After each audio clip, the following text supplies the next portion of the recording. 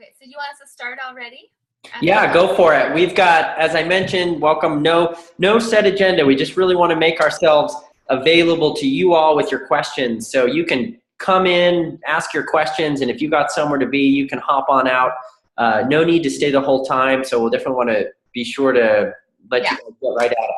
Okay, good. I do have a couple questions. So my first thing, it says something about yellow fever. Do I need a vaccine for that, or I need a copy of my vaccine list? That's not compulsory for Nepal. I think, as I would advise everyone, just check in with your healthcare provider before you go to see if there's anything that you in particular should be aware of. But there's no checkpoint at the airport where you have to show that you've been vaccinated for yellow fever for Nepal. Okay, so that helps. And then we don't need to bring our vaccination lists with us or something like that for any Correct. reason. It's not like, that's correct. I believe that there are some countries in Africa where you have to show that yellow trifold list that is issued, but you do not need that for Nepal. Okay, so that was one of my questions. We will need a little, what do you call that? Passport little photo, just a separate one to hand somebody? Yes, that's correct. In fact, I think that's a really great thing for me to walk folk through. You'll, of course, need your passport. You'll apply for your visa when you enter the airport after you, right after you get off of the plane. The arrival hall is quite large. You'll fill out a small form and a large form, so 2 pieces of paper. You'll take that with your American currency, it's $25, depending on how long you're staying, but that's the minimum, and a passport-sized photo. You'll go to a little bank counter at your left. You'll pay for the visa there. They'll give you a receipt, and then you'll take that receipt, forms, your photo, and go get into another line based on which visa you're buying, the number of days. You'll queue up there, and they'll issue you an actual visa. So it takes a little while. Plan on that. And depending upon how many flights, sometimes they'll book 6 or 7 flights coming in at the same time. Sometimes it's only 2. So be prepared to visit with other folks in the arrival hall. And then so that's what you need there. If you want to purchase a local SIM card, you'll need yet another passport-sized photo and a photocopy of your passport. They require those 2 things to purchase a local SIM card here. And so if you want to do that, you'll need 2 passport-sized photos, 1 photocopy of your passport. Okay, 1 photocopy of the passport, and then 2 Yes. photos. Just bring 2 of them. If you want a local SIM card as well. Yes. Getting a lot of, someone's phone is making a lot of noise. I keep cutting you out, sorry. So yes, if you want a SIM card, then a second passport-sized photo. But if you need just the visa, just 1 will suffice. I think I already got that. Okay. I had a couple others. I don't know if anybody else. I saw some questions online, and I thought they were good questions as well. So it says something. So I have a plastic of what do you call it? Survival straw. I forgot what it's called, but it's a plastic bottle with that straw in it. Sure. So that's good enough to bring something like that, right? Sure. And as I think that someone had a question about water bottles. Yeah. Sure, Alyssa. Oh, sorry. Go ahead. No, go ahead. Yeah, there was just a question on water bottles, and does that mean the water is safe to drink, or which water will we be drinking? And the response that I kind of just added to that, generally speaking, we ask individuals on all our expeditions to bring water bottles, because we will be trucking in bottled purified water or purifying water in bulk for participants to drink. And so because of that, just in order to reduce individual disposable water bottles and cups, etc., we really encourage people to bring a water bottle, so at any given point they've got a really easy way to fill up water. Obviously they're only going to be filling up from purified group sources or bottled water itself. But sometimes those will be bigger 2-liter bottles, sometimes 5-gallon bottles, and sometimes group purified water. And so it's just this easy way for everyone to make sure they've kind of got a reliable, couple ounces of water on them at any point during the day. Yeah. And so, yes, so it's again a backup. Now, depending upon, as we have been doing here in Nepal, we tend to use liter bottles, and then we'll take advantage of like a local recycling scheme. So we may end up bringing in individual bottles and then collecting them and then recycling them as we come back into the city. But it's just, as Jordan said, just a good idea to have one with you just in case. Okay, and it's not necessarily that I need a life straw or something like that. Correct. No, we wouldn't be asking you personally to purify your own water. It's just a good idea to have some sort of bottle with you at all times. Okay, perfect. Thank you. And I'm going to look at my other questions if someone else wants to ask some. I might just jump in. We had a chat come in. Veronica, if you could just clarify. Sure. So only 2 passport photos, not 4, correct?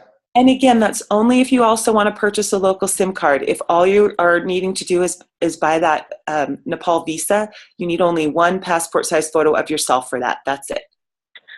Yeah, you guys, we suggested 4 just because they usually come in a 4-pack at Walgreens or wherever you're going to get your passport photos, and you just never know if one slips out. So I would suggest 4 just because you don't want to have 2 and then lose 1 and you're down to 1. So I would just say bring more. Makes things easier. Yeah. Just bring the whole pack you get from Walgreens. It sounds like that's Alyssa on the phone there. It is. Sorry, you guys. I'm traveling for spring tour, so sitting in a venue. Well, thanks for joining us, Alyssa. Well, I have a few questions if I'm able to. Yeah, chime on in. Okay, so this is Tanya. I've had a lot of questions and I forget some of them, but I'll try to go through ones I have currently. So as far as like foods coming in from another country, so we're going to be flying in from Bangkok. Is there anything food-wise? I haven't been able to find anything that we're not allowed to bring into the country as far as snacks and things. Things like prepackaged snacks, things like that. We've never had any issues. We had a large group of your colleagues from the Asian markets that came in, and as far as I know, there weren't any issues. So yeah, any of those prepackaged snacks you want to have with you for your own consumption and to share with your fellow expeditioners, shouldn't be any issues with those. Also, when we stay at the Shambhala Hotel, we are a 5-minute walk from one of the branches of a large grocery store chain here. And so there are plenty of both Eastern and Western style prepackaged snack foods available for folk to buy if they want to do that when they get here. Okay. And how much time do we have really for that though? It really depends upon when your flight arrives, but I would say if you're coming in, and depends upon which trip you are, but it really is only a 5-minute walk. So it's quite close. And then there are little, little like bodegas right across the street from the hotel as well, where you can pop in and buy a bar of chocolate, some Pringles. Pringles are very popular here for some reason. You can find them just about everywhere. So please feel free to bring your own stash of snacks with you. But if you want to buy it when you get here, there are opportunities to do so. Okay. And then as far as currency, I know that there's probably exchange there at the airport, but I've been told sometimes that can be a little bit difficult there, and that you have to kind of go outside to maybe some shopping markets or wherever to do the currency exchange. I mean, where would be the best place to do the exchange? We often recommend using the ATM at the airport. That'll most likely give you a more favorable exchange rate than the counters at the airport.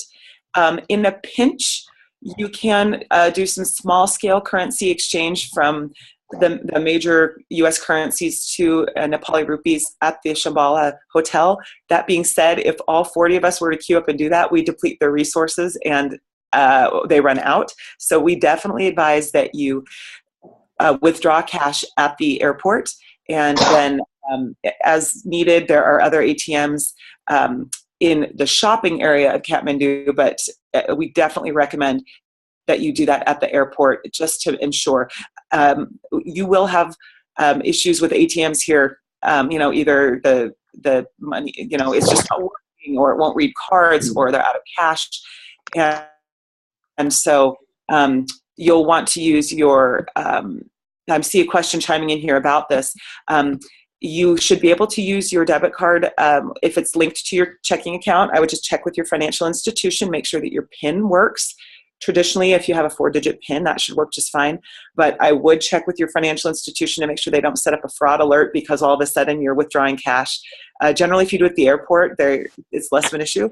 But check in with your credit card and or debit card issuer. Just confirm that you'll be traveling, let them know where, and you should be fine so long as you have a PIN set up associated with that account. And you can, again, just use the ATM there at the airport. I just think it's always a good idea to again. With you. Yeah, so, and this is another note, you'll note, I don't know, for those who aren't used to traveling out of the country, you need to have money in your savings account sometimes to pull out. Some banks require it, and some countries, when you go to an ATM, they're going to pull from your savings account, not your checking. So even though you mark checking on your ATM, if you don't have money in your savings, it'll say you don't have enough funds. So that's something I know people run into sometimes, in different countries. I know a lot of Asian countries that, your ATMs are pulling from your savings. So just make note that you have money in both. It can never be too careful, I think. True. Just in case. I have a question on the weather. So it says maybe rainy season. So, because shoes are so bulky. I was planning on really just bringing one pair of really good tennis shoes, work shoes. So are those going to get super wet and muddy that I would want a second pair for sure, like something like that? Or Yeah, I'll let Veronica speak to the weather. Generally speaking, across all trips, what we recommend is typically 3 shoes, and I'll kind of break them down. One is a really good shoe that you're going to wear to work in. This is the one that you'd be wearing in when and if it got wet. This is the one you wear out in the community when you're walking and getting muddy. And that's your kind of work or daily activity boot. This is something particularly in Nepal that is going to be very comfortable for longer walks in, longer hikes in, something with some good tread. Picture kind of an ankle supported hiking boot.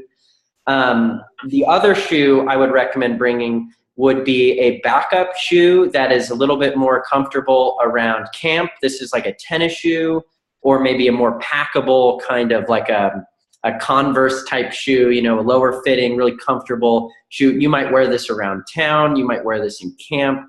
This is a great backup shoe. If your boots do get wet, you can still do a little work in it, but and it's supportive. And it packs light. And then the other type of shoe that I recommend for bathing, also backup, it's like a sandal, a Tiva, a Chaco type shoe that you could honestly use as a backup for everything. Those pack really, so like a sandal type shoe. And this is really good. Flip-flops, because that's all I Yes. have. I only have flip-flops. Flip-flops would be a fine alternative. You obviously, less easy to hike in, but the idea is, what's a comfortable shoe you could wear if you were down to just one after 2 shoes getting soggy, etc. So flip-flops are great for in camp. Typically, each camp environment, you'll set up your own ground rules collectively as a group. But generally, we kind of have a no shoes inside, and so flip-flops can be a great use of that shoe that you kind of just keep at the door and you're in there comfortably. So Perfect. That was really helpful. Thank you. Yeah. That's perfect. And to answer about the weather, depending upon which week you're coming, I'll just say that it's not the actual rainy season. Rainy season is more into July and August. That being said, we are in the mountains. It can happen. So again, please plan for layers. Do have a rain layer with you just in case. I just think that's wise. And I wouldn't anticipate we'll have any heavy rain. If it's the first week, the April to May group, Garambesi, that village will be warmer just by its location. It will be warm. It shouldn't be, like a Latin American, like Guatemalan type humid, but again, plan for layers, dry fit, have a mosquito repellent with you, whether that's a doTERRA product or something else.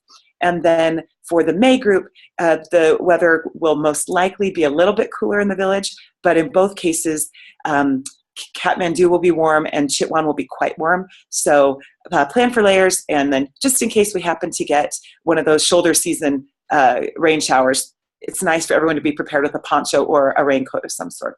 Okay. On that same note then, for pants, I don't know why I'm having such a hard time with pants, but so I saw something saying linen, but I don't know if linen's very good for even like sturdy for working in, but like cargo pants, but you don't want it to be too hot. So I'm trying to understand pant wise. Sure. I personally have a dedicated pair of work pants that are a dry fit pant. again, not because it's in particularly humid here, but they dry faster if they get quite dirty and you do need to do a little spot rinsing out or something like that. It's just much easier. That being said, I find that I'm quite comfortable in camp also in a pair of jeans here. So I usually will bring a pair of jeans with me. And then I personally enjoy it. And when you're on long bus rides and it does get warm and we're going to places like Chitwan, I do recommend that if folks have access to dry fit pants, that they go ahead and bring those along. And I just find that they're more comfortable. Same thing with tops. You know, you can go to like a Target or a Marshall's or something and buy those t-shirts that are dry fit fabrics. And they just, generally speaking, keep you a little bit cooler, more comfortable. And if you do need to wash out, easy to dry. And one thing that I find that's very similar to my shoe recommendation here is that you, as Veronica mentioned, you kind of plan on having one pair of pants that you were out and about in during the day, and that the minute you're done, kind of before dinner, you're retiring those pants, setting them aside, and then you can really use kind of one extra pair of pants for all your downtime. Absolutely. And then again in the morning, it's not the best way to start a day ever to jump into a pair of dirty pants and get at work, but it really is the best way to ensure that you're utilizing, you know, your space wisely and not overpacking. And so that kind of applies. I almost wear, you know, the same clothes every day to a certain degree, and then change them out, and that works pretty well. Okay. Yep. Well, and guys, remember too, we're moving so much. We don't have like time to lay out wet cotton.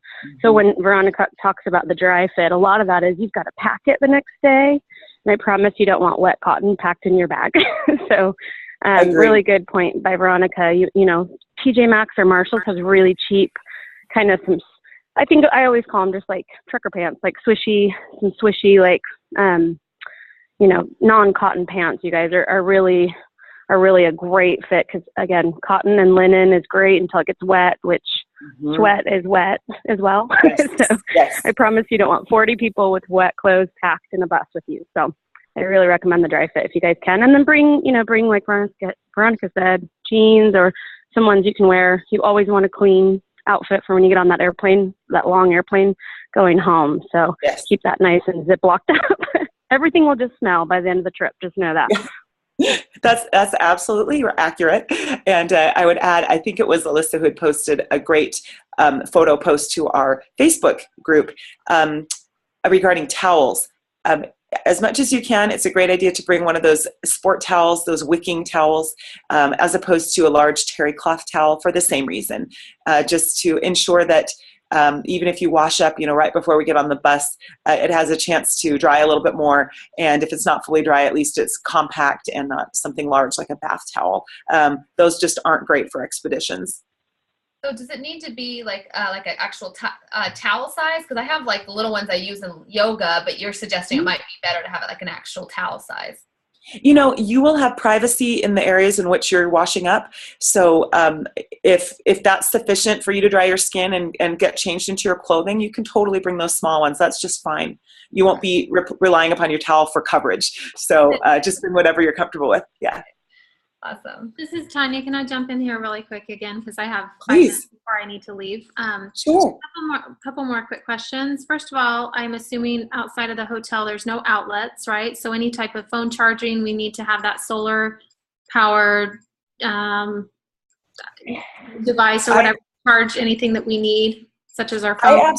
I absolutely recommend that, because although we do our very best to have some very basic electricity available in the schoolrooms in which we stay, keep in mind we're in rural areas. Sometimes that power supply is not reliable. So although there would be a surge protector set up with a Western, plug, we may not have power. And so I think it's just a good idea to have that wonderful tool with you, have it charged.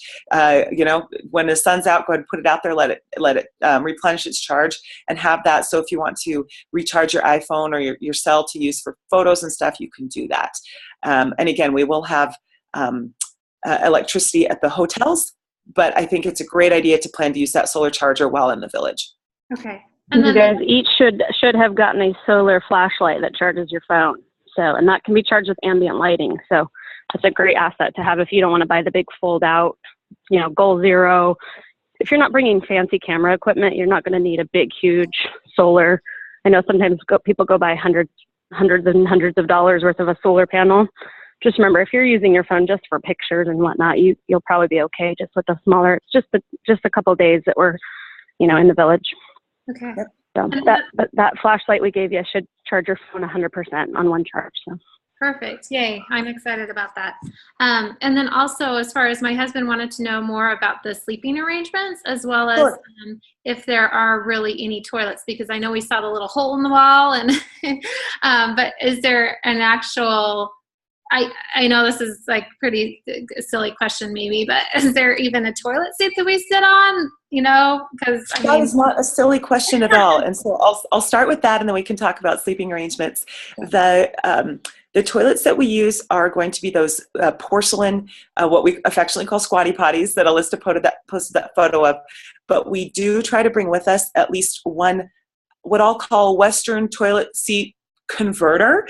It folds out on legs that look similar to a TV tray, but has then a Western style seat to make it a bit more comfortable for those who, maybe it's more comfortable on your knees, or it's just something more familiar. So we try to bring one of those with us on our trips so that we can ensure comfort for all expeditioners. And so we try to set up at least one of our bathroom stalls with that. And then as far as sleeping arrangements, we will, generally speaking, depending on the group dynamic, divide up and the size of the classrooms that we have. We will generally do rooms based on gender, but if we have multiple, like family units or couples, we'll work with, we would in this case work with, maybe Alyssa and Tammy to take a look and see what makes the most sense as far as, maybe grouping family units, and then maybe having other rooms that are, grouped by gender. So we do the best we can with the number of classrooms that the community's been able to make available for us to keep everybody comfortable. And that being said, though, there just aren't enough spaces for us to give every couple or every family unit its own. So do please plan on a group sleeping arrangement to some extent. Oh, absolutely. And I was totally planning on that. It was just more of, I think he just wanted to know space-wise, are we kind of scrunched in there pretty closely? Like how much room in between people? Sure. Do you have to worry about too much? I know we need to bring earplugs, which I'm not sure those bother my ears. So I'm just wondering proximity-wise, or is everyone kind of packed in really close together, or, It's, I think someone had posted a really great photo of what that sleeping sleeping space looks like. Generally, we'll try to give folks enough space that your footprint is basically your sleeping bag and your basic sleeping mat. Again, I'll say I think there's a great place for me to add. The sleeping mat we will provide is very basic. It's about that thick. I'm holding up my fingers. It's probably a little like an inch or less. So if you have a sensitive back or hip, please go ahead and pack an additional one for yourself. So you'll have that. You'll have space to put your duffel bag. And we try to take that into account as we plan how many people per classroom so that you're not feeling like sardines. So I plan that your personal little kind of space in there for sleeping and keeping your supplies, your personal things, will be about the size of your sleeping bag, your pillow, your duffel bag. And then we try to plan, a good walkway so that you're not shoulder to shoulder with the person next to you. So again, it will be cozy, but I don't think that anyone will feel, like claustrophobic or truly scrunched. We try to be And sensitive. if anybody privately, if you feel free to email me, and I can, make sure our on the ground team knows, but privately, if you have any needs, sleeping arrangement needs, please let me know, and we can work that out privately if you don't want to bring it up on the call. Yep. And we will just do our best to keep people comfortable and for those, depending, those 2-3 nights that we've got in the village there. And then, remember that for the rest of the time we are in those hotel rooms. So we're talking a maximum of 2 or 3 evenings there in the village. Great. I have a question. Please go ahead. Hi. Okay. So I looked over the list of things that we could bring as gifts to the villagers. Sure. And so I've had some people kind of help me. We've been just gathering school supplies. Great. Yeah. So I'm going to fill, because I can bring, 2 bags I can check in. And so one will be my personal bag, and then I'm going to fill like a huge duffel bag with stuff. So, I mean, is that like, I mean, there wasn't a lot of details on it. So I just want to make sure I'm not like crossing any, lines or anything. So I bring just regular school supplies, right? And bring them in a big bag and just bring it with me. Am I? Sure. That's a great question. Thank you for bringing that up. Yes, things like school supplies are wonderful. And what we will do there is we will find an appropriate time for us to pass that along to, they call it the head teacher here, but I guess we would call it the schoolmaster, or the equivalent of the principal. And so we would pass that along to him or her and share that this has been brought for the benefit of the school. And then those items would be used as the school sees fit. And so anything like that, like sports equipment, those are great. The things that we don't encourage, I would say, are things like consumables for distribution to the school. And what I mean by that is, like candy or gum or things like that. But things like school supplies, sports equipment, that's lovely. And we can use the sports equipment while we're there with the kids. And then we collect it so it doesn't end up going home in little hands to someone else's home. And then we present that through the head teacher, and then the school benefits, and all the kids can enjoy it once we're gone. So yeah, that's great. We'll make sure that we present it through the appropriate people in the community. Okay, great. Is there like a need, like a special need for like items in particular? Like, is there more of a need for paper and pencils versus, other markers? I mean, what are the needs, like the main? Sure. I would say that I would probably shy away from things like notebook paper, simply because some schools will use composition books and they'll kind of have a set way they do things. Even things like office paper are a different size here in Nepal. So I think you're being so generous, that's so sweet. I think things like pencils and markers, you can't really go wrong. So I think those would be lovely. And much appreciated, and will be put to good use. And then other things we found that are quite popular, things like jump ropes, things like that are really light and easy to bring, fun to share for an intercultural exchange beforehand, and then will be loved by the school kids for use after. So awesome. And a few things that I would just add to that on kind of the sports equipment side of things. Common things that are fun and different, unique, could range from volleyballs to frisbees. Yes. Also mentioned jump ropes, kind of just non-traditional sports equipment. Footballs, foam footballs are very unique and different, and those have a real long shelf life, particularly foam or kind of Nerf style things that don't require pumps and things like that. Really, really helpful. And then on the school supplies, 2 types of things I would throw out. One is our books. Books can be very helpful. Very basic books in English, learning English, story time books are really great. And those can be, broad. They're a lot of times very skinny and small. And so those are great resources that can go along with that. Paint supplies. Well. And then just because this came up, usually one of the other questions that people will bring up around what to bring, obviously items to donate to the community at the end, as Veronica outlined, we've just discussed school supplies, sports supplies. Other items that are helpful to bring, which have been mentioned in some of the emails, are items that you would bring to kind of facilitate interaction in the community. And so these could be some of the sports equipment that are used throughout, the time in the village that are ultimately left. Other things that could be used include, the classic, our bubbles, nail polish, face paint, finger paint type stuff that can be stuffed in your pocket and pulled out at a moment's notice.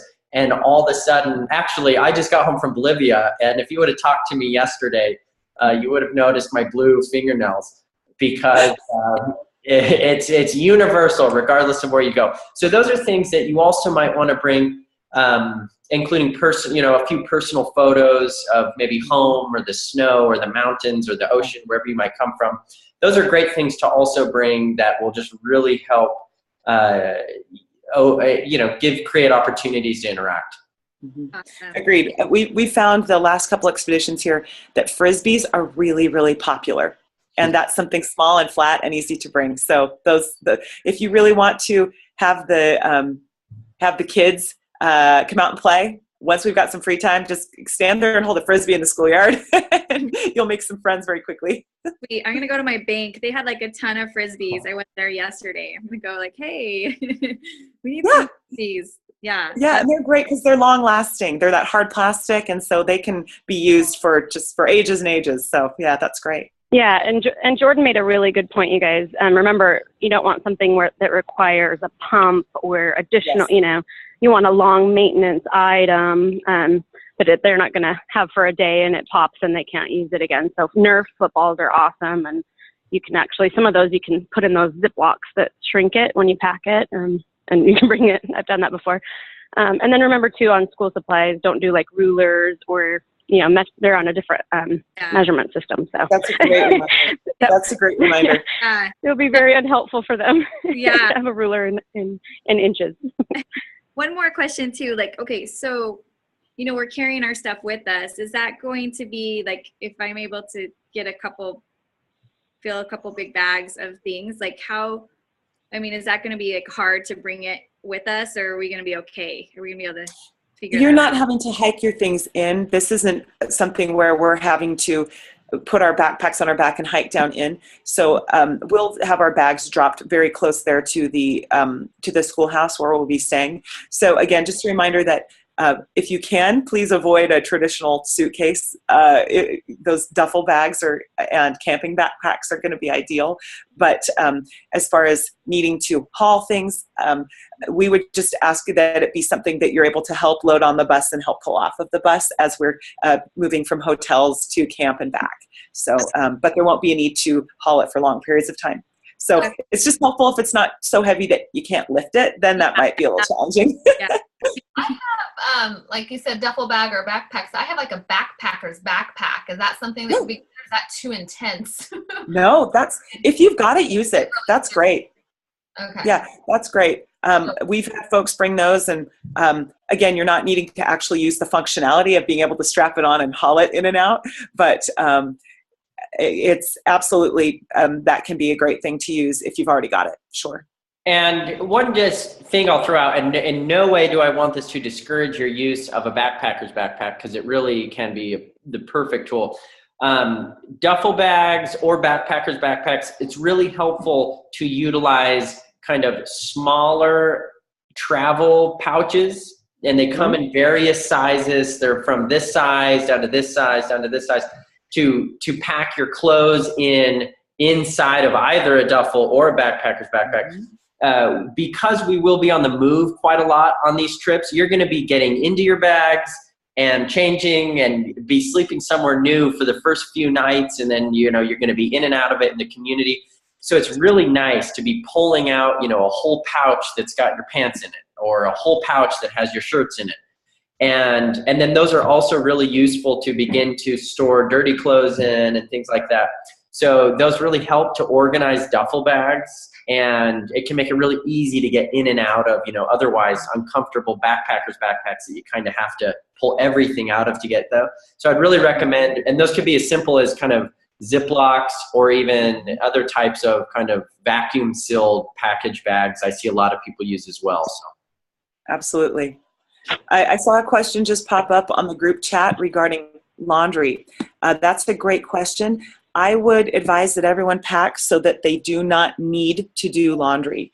In an absolute pinch, you can do a bucket wash of a dry fit shirt or something like that if you have a couple hours for it to dry. But most of the hotels just don't really have the facilities to turn things around overnight. And so I would I think my recommendation to everyone would be packed so that you don't have to do laundry to outfit yourself for the week. Okay. It says on here a think small that- multi-tool pocket knife. Do we need to bring a pocket knife? So you don't need a pocket knife by any means. That is just general helpful items in many instances for international travel. And that could be as simple as, oh my gosh, I brought this inflatable soccer ball, but it's wrapped up in this thing and I want to open it. Or, you know what, I've got a splinter and I wish I could get, something out of it. We will have all the tools that everyone needs in every instance to really troubleshoot most things that come up, but it can be helpful. Mm-hmm. Agreed. Can you tell me a little bit about how bad the mosquitoes are and if we need to cover our lakes and things? Sure. I would plan for, especially in Chitwan and possibly in the villages as well, I would plan to arm yourself against mosquitoes. I would rather have you better prepared and take a conservative approach and then have the mosquitoes, not be as bad as we expect. I would say please plan for, at least one long pair of pants to protect yourself against the mosquitoes. And I think it's not a bad idea to have a long sleeve shirt. We always advise that you pack and plan to dress in layers. But I think especially for those at dusk when the mosquitoes can be at their busiest, I think it's nice to have a lightweight long sleeve shirt. And I would definitely bring whatever you're planning to use, whether that's TerraShield or another mix of doTERRA products, or if you're going to even be using drugstore camping type products. Absolutely bring something that works for you that you can have on your skin in camp at Chitwan. I generally don't have issues with the mosquitoes in Kathmandu, but once we get out of Kathmandu, they tend to, as the weather warms up, they tend to come out. So absolutely be prepared to arm yourself against those so you don't end up with a bunch of itchy bites. And you should have received a new TerraShield spray. So hopefully you guys all got that in your packs to bring.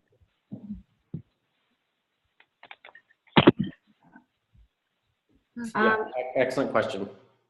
Yeah. So when we're sleeping there at the village inside, I guess it won't be too bad mosquito-wise because if we keep our stuff on us. Yeah, I would do that. And then other things that are we have this incredible on-the-ground team, the Nepal Rural Development Facilitators. They do a lot of the heavy lifting and preparing the rooms for us. What they did for us on this last expedition I led, that they recommend we keep the shutters closed at the schoolhouse. The schoolhouses don't have glass windows, so they'll keep the shutters closed.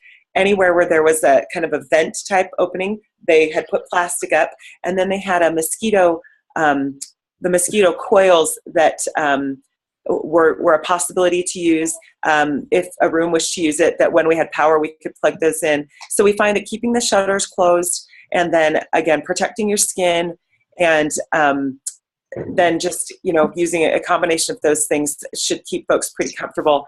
And we've again found that without there being screens on those windows, we just want to kind of keep those shutters closed, and we didn't have any large problems with mosquitoes in the rooms when we followed those things. Okay, thank you. Sure.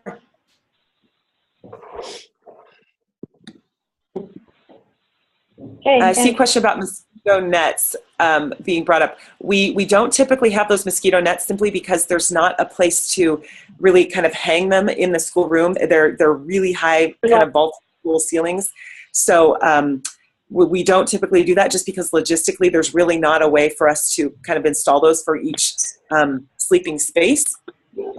So if you like to bring your own, if there's a way for you to kind of make that work for yourself, I don't know if there are kind of self-contained mosquito nets, but we generally try to just use other means to keep those mosquitoes off of you. And that being said, in Chitwan, I do believe, pardon me, there's a dog outside here in Kathmandu. I believe in Chitwan they have mosquito nets in the hotel room, but generally speaking, no, there won't be nets.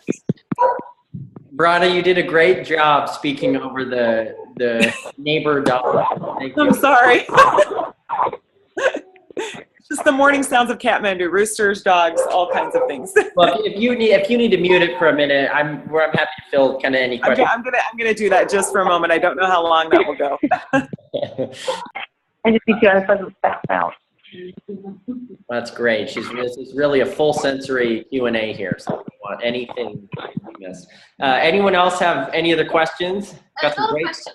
Yeah, At go ahead. night, how cold will it be at night? I mean, we'll have our sleeping bag and then pajamas. I mean, we need like a beanie and like really keep warm.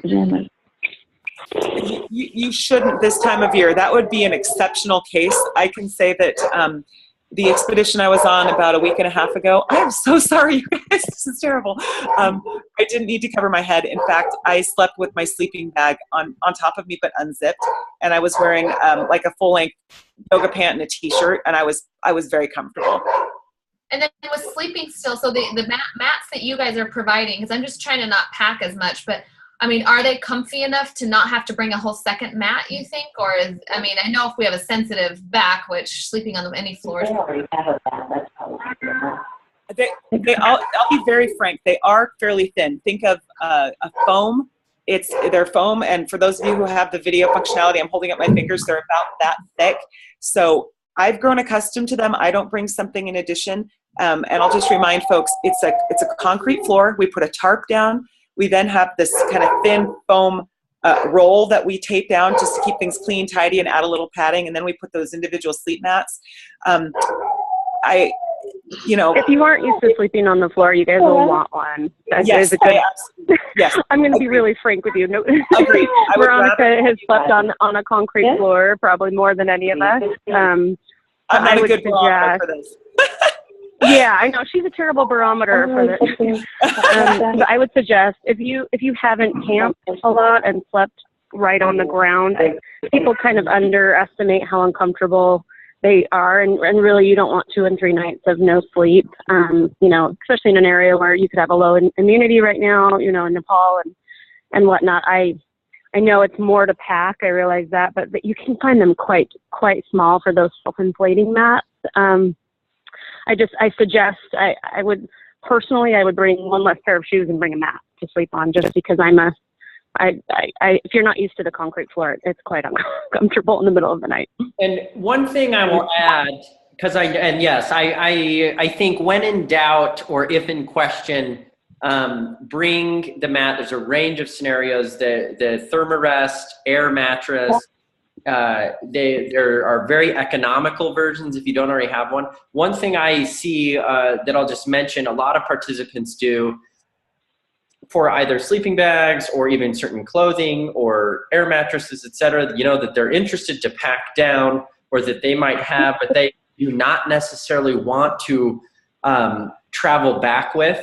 While we don't do we don't leave our dirty clothes or our used equipment in the community, we can leave it, anything we don't want to take back with us, as a donation to the in-country team, who will then typically clean it and prepare it and either use it for future trips, use it for country field team visits, or divvy it out to rural field teams or community members as the team sees fit. So that means you can leave certain bulk items or bring certain bulk items with that in mind if you want to. By no means is it anything we ask, but how we handle that.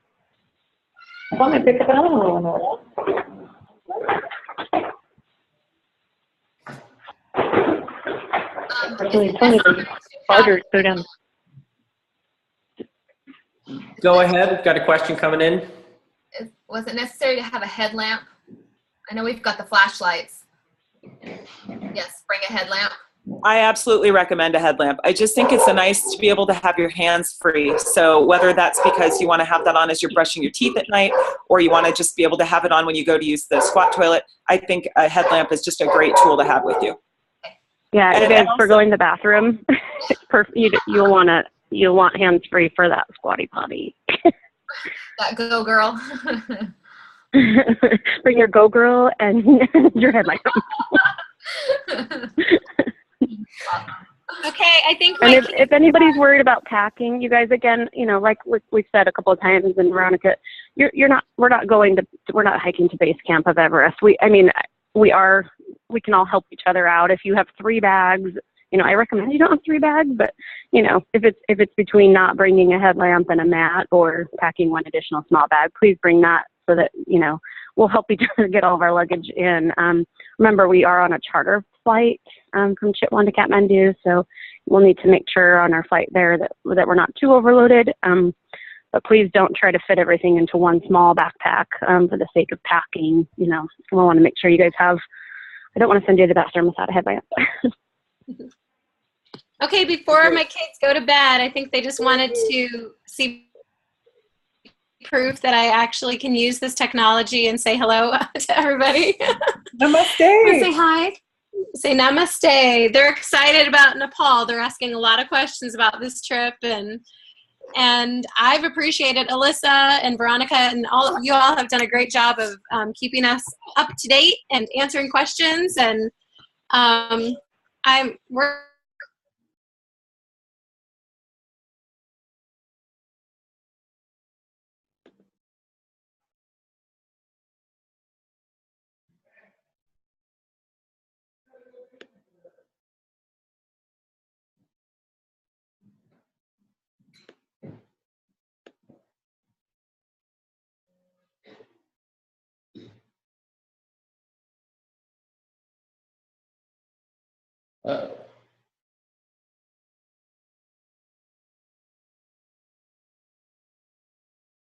Well, and for everybody that's still on that backpack, the day pack, the reason we send that, and then something I really suggest, we do have a lot of long bus rides.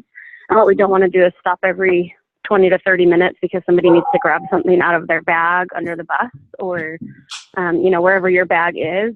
Just know, and it's a great thing to carry your water bottle in or any of your community activities that you have. So we really suggest having a day pack as well as, obviously your luggage, but it's just a nice thing to have with you at all times. Thanks so much, Alyssa, for everything. You've been amazing. Thank you. Well, I'll be right there along with you with my Go Girl. We'll have to have a nice group shot. We'll get Emily in there. Yeah, that'll be fun. We need a few extra Go Girls in case anyone gets, wants to get wild with us. So. Oh, that's making me think. Do y'all suggest bringing toilet paper, or is that all going to be? Yeah. Do you think Choice will provide it? Yeah, Choice will provide toilet paper, a little garbage next to the squatty potty for it. I am bringing a lot of wet wipes. I'll just put it that way for all sorts of happiness. So bring as many wet wipes. Yeah. And it was that being said, keep in mind that during those bus rides, we will take frequent bathroom breaks, and these are going to be bathrooms that are roadside. That will not have toilet paper. So although we'll do our best to be there with bathroom supplies, we're going to be a large group. So in as much as it's possible for you to have a little personal stash of toilet tissue, just a little bit, I just think that is a great way to be prepared. You can pack that in just a little bag in your little doTERRA day pack with maybe a wet wipe and some hand sanitizer, so that if you line up at a bathroom stall, you pop in there, you've got your supplies, and that way you just can feel prepared at any time. Yeah, it's just for anybody that came to Haiti with us, we called it the potty pack. So be sure to have a potty pack with you, a little Ziploc. It's got toilet paper, hand sanitizer. Just you're better to have it. So. And I think it's always a good idea to pop in there 1 or 2 tiny little plastic bags. Sometimes I'll get the ones that are meant for diaper disposal. And those are just handy. It's never a bad idea to have an extra little plastic bag on you in an area where you might need to, haul something out. So I think you can just put that in your potty pack, have it with you, just in case. But yes, we'll make sure that there's plenty of TP and ways to dispose of that properly.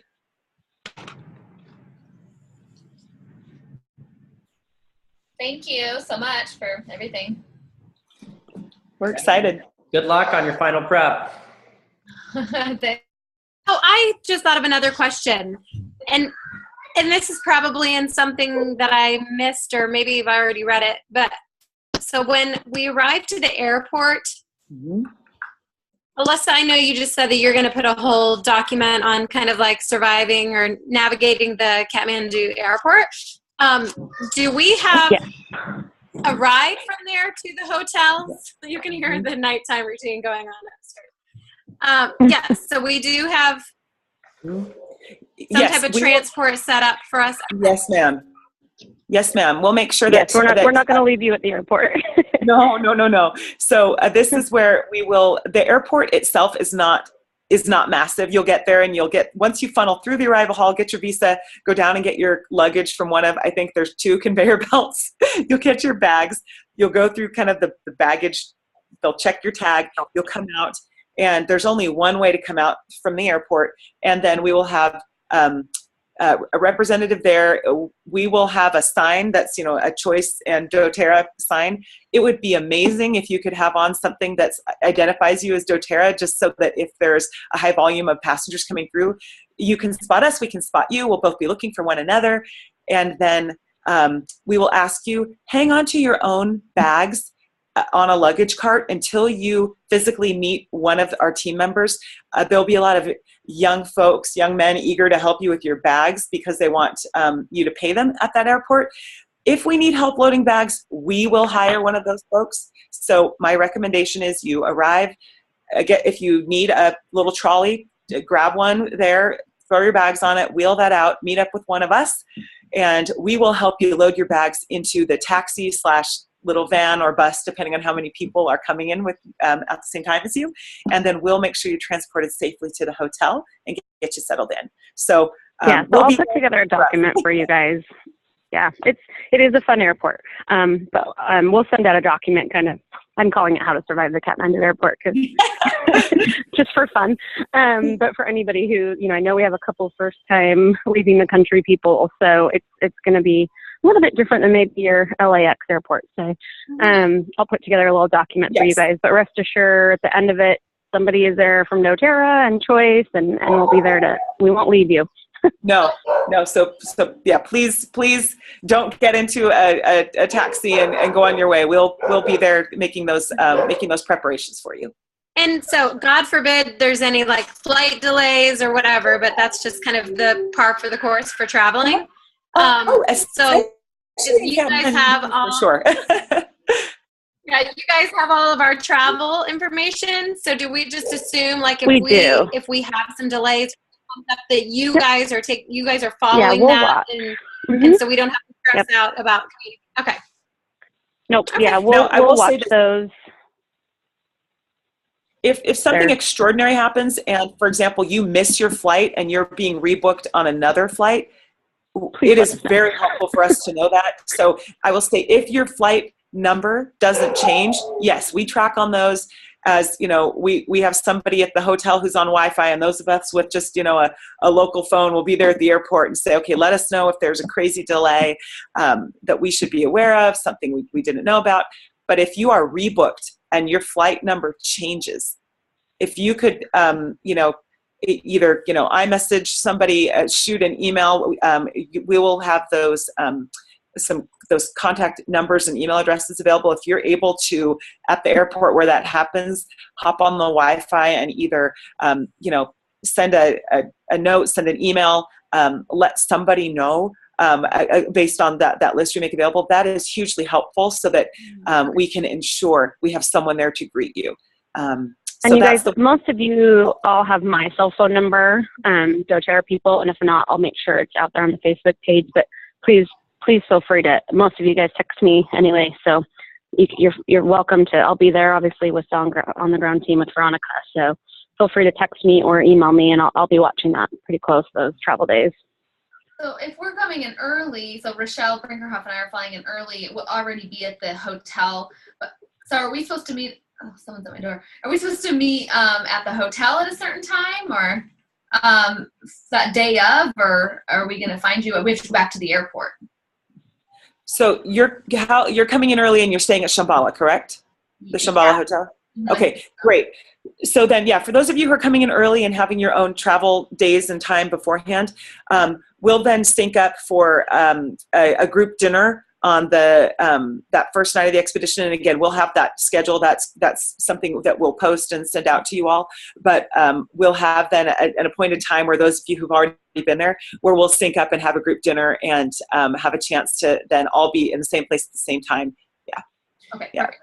And yeah, just to even add, depending on which trip you're on, if you're on the first trip, it's likely that you will have the opportunity to connect with Veronica and Alyssa and the in-country team even before you arrive, or before kind of that initial orientation. Right. We'll have all the itineraries. It'll likely, that opportunity will present itself once you arrive, so.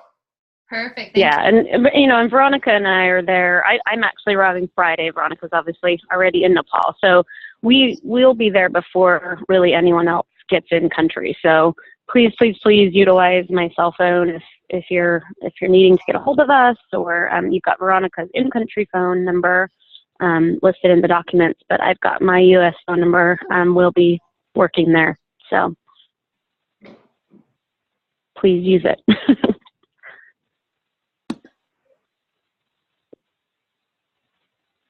Perfect. Thanks.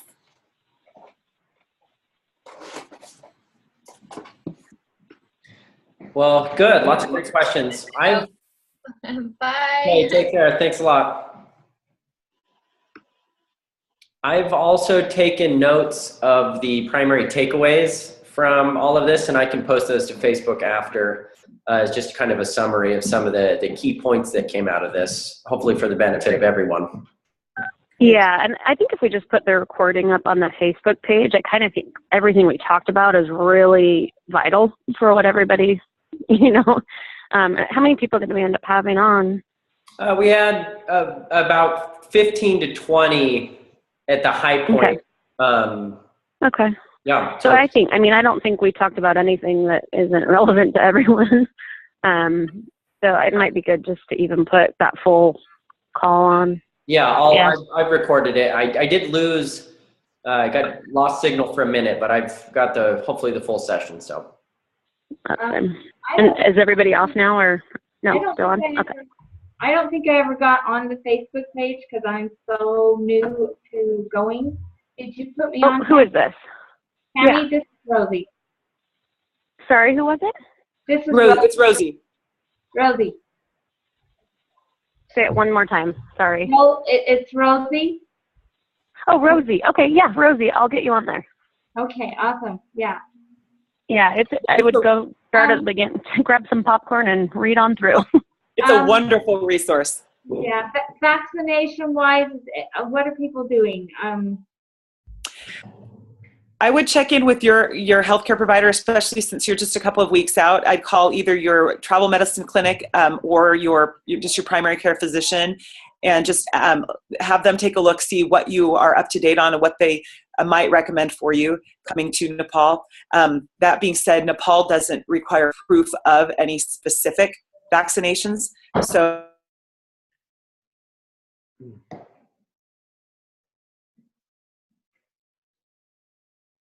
healthcare professional call tomorrow if you haven't done so already, and just see what they recommend based on your travel date and where you're going. Okay, thank you. Sure. All right, thanks everyone. I'm signing off and helping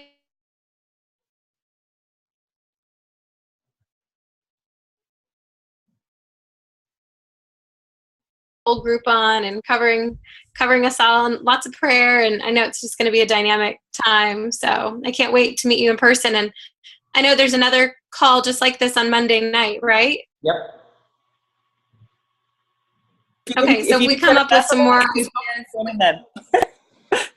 Okay. Oh, see everyone awesome. in a couple of weeks. All right.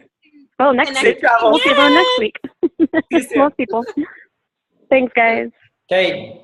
Take care, everyone. Bye. Any other questions?